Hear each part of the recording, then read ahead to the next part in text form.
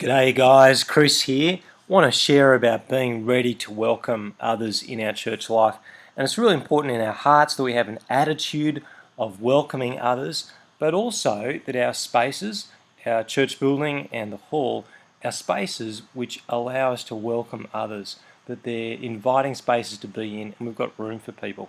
Just thinking about what the Bible has to say about this, Romans chapter 15 verse 7, therefore welcome one another as Christ has welcomed you for the glory of God. And as God has accepted us, we want to be able to accept others and really make people feel welcome in our church family. Now just thinking about making a welcoming space and particularly thinking about the church building. And we really want our churches to grow, and we'd actually love both our congregations, Morning Church and Summer Hill at 6, to be about 120 people would be fantastic. And if that were the case, Summer Hill at 6 would really need to be in the church building. We're very concerned that we're actually ready for that and that we want to have that space work really well for whatever group is meeting in there. Whether it's Summer Hill at 6, Morning Church, whether it's at funerals, weddings, or whatever it might be. And we've had a bit of a discussion with heritage architects and others about some of the factors to make the church building particularly work better. And the first thing is to remove unused items, mainly the pews. And over the last 2 years, we've undergone steps to make that happen. We also want to help heritage items communicate meaning. And in mine particularly is collecting together some of the smaller plaques into somewhere special. Third thing is improve the lighting, reduce the glare and increase the light levels particularly. Fourth thing, curtain off spaces so the building feels more friendly. And the idea is possibly to curtain off the chancel in some way. So as to make the building feel more friendly that way. And the last factor that people regularly talk about and the architects talk to us about is introduce individual chairs as well as pews. And the individual chairs provide a flexibility of seating and often are seen as a more friendly seating option than pews. And it's this last one I want to talk about a little. And some of the benefits of chairs, one of the primary ones is that our long heavy pews are long and heavy. They're 85 kilos or so. And a chair often weighs maybe 6 or 7 kilos. And so they're just easy to manage. A person can happily move them. It's not a dangerous activity moving a chair. We currently have the chancel quite cluttered with, I think, about 15 or 16 unused pews.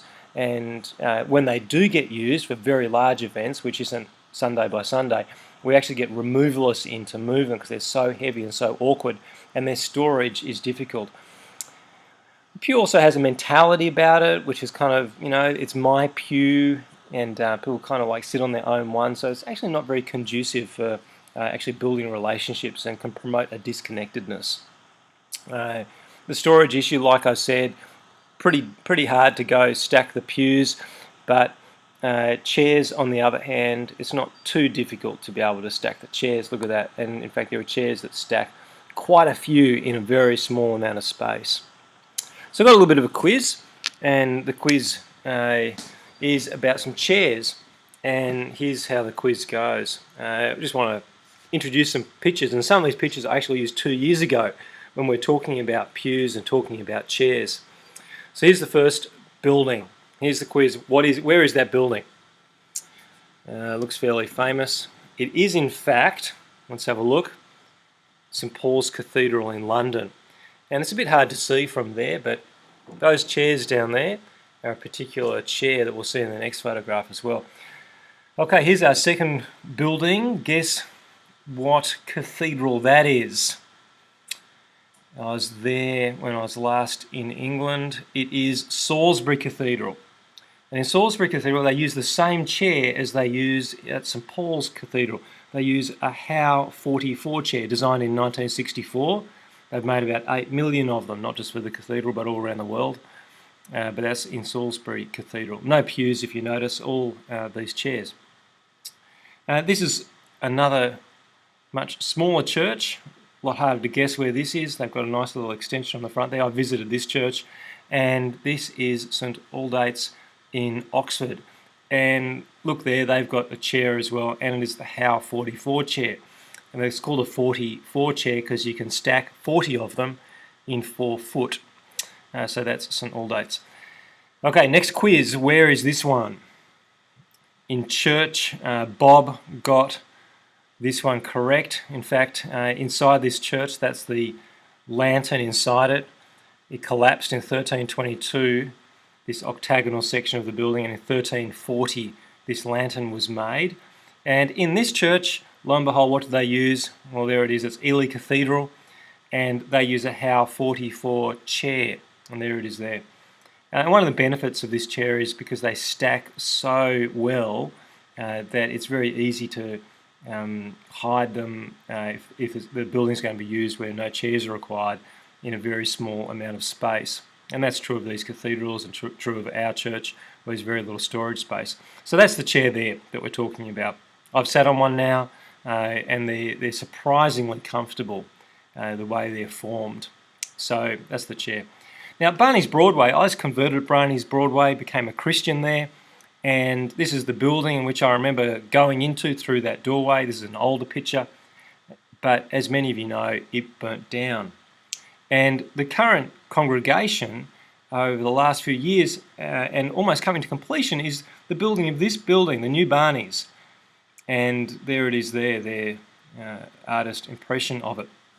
But I was contacted by the rector of Barney's, by Mike Paget, because they are buying the Howe 44 chair for their building, a timber variety of chairs, so not a plastic chair, but a timber chair. It's a premium chair. It's been designed, it's been around for 50 odd years. There are millions of them around. You're going to be able to purchase them in the future. They're a wonderful chair. And Mike touched base with me to see if we were interested in getting in on their order. They've got a substantial discount because they're wanting to purchase 750 of these chairs. And we don't have any cash in the bank, but we really want to get in on Barney's order. We want to get in on Barney's order, and we're really seeking people to make a pledge and give money and purchase, so we can purchase chairs. We really want to buy a minimum of 20. We'd really love to have 100, but we really need, at the end of the day, maybe 400 or 500 of these chairs. But we see that we're just going to do it in stages, just bite off a little bit at a time. And it's really going to improve our flexibility in the usage of the building. Ultimately, it's going to make it a more friendly space. It's going to make it an easier space to set up for weddings and for funerals, for large activities. But it also means we can have dinners in there. It also allows us to use these chairs flexibly for morning tea and provides a much more usable space for us in the church. And these chairs could also get used in the hall as well if we move them across there. So the chairs are a premium product. They cost $288 each delivered. So they're an expensive chair, but they're one that's going to last. So the key benefit of pews actually is that they last a long time. They don't get moved around, so they're not damaged, and they're solid. But this is a timber chair, and it's not going to fade the way the plastic fades. And they've got a 15-year warranty on them. So we really want to just try and get as many of these as we can, and we're just going to purchase as many as people pledge and give money for, because we think that's just the right thing to do. That the Lord will give us what we need.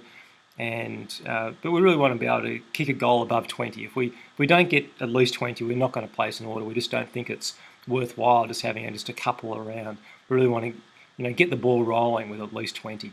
So I hope you're able to contribute to this and see it as a valuable thing for us in welcoming people into our church family. We really want to be able to have spaces to welcome them and really look after people when they come to visit our church.